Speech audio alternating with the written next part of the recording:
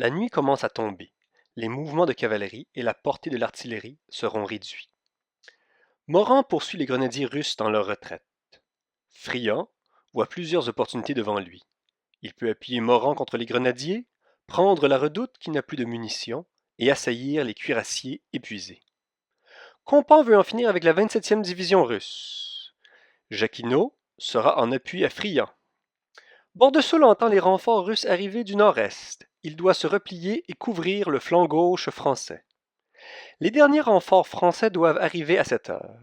La 2e division de cavalerie légère, du 2e corps de cavalerie, sous les ordres du général de division Claude-Pierre Pajol, baron de l'Empire, est composée de 3 brigades.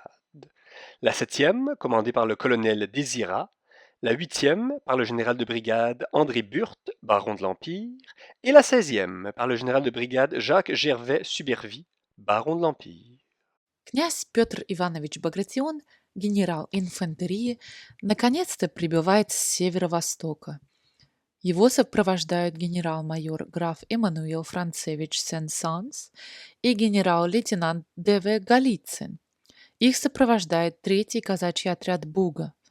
В качестве подкрепления прибыли также 4 батальона 2-й объединенной гренадерской дивизии, которой командовал генерал-майор Михаил Симонеевич Воронцов. Мекленбург-Шверин продолжает отступление под давлением Маранда. Зиверс приказывает Эммануэлю прикрыть измотанных кюрасиров своими драгунами.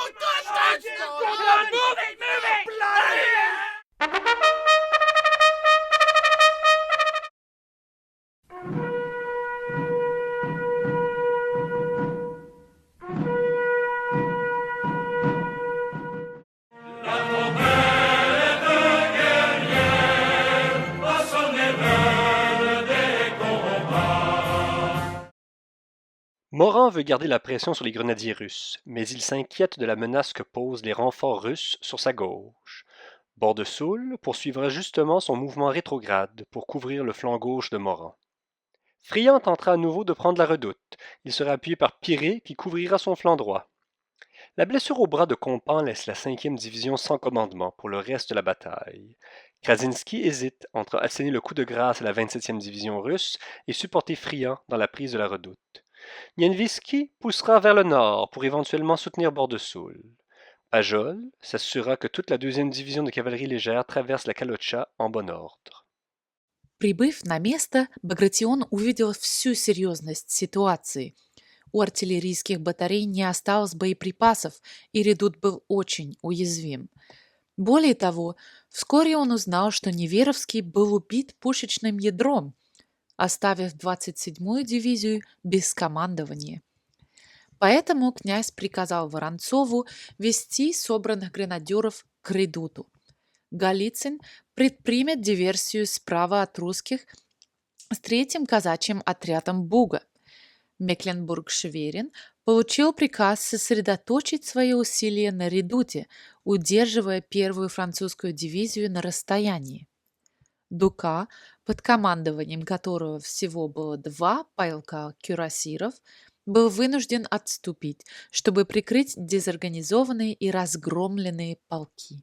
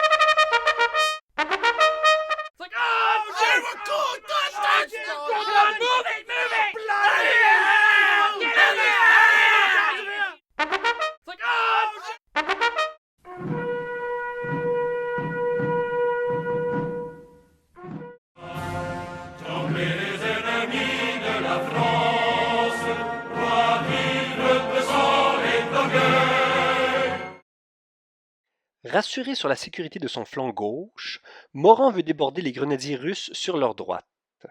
Friant cherche à consolider son emprise sur la redoute qu'il vient de prendre.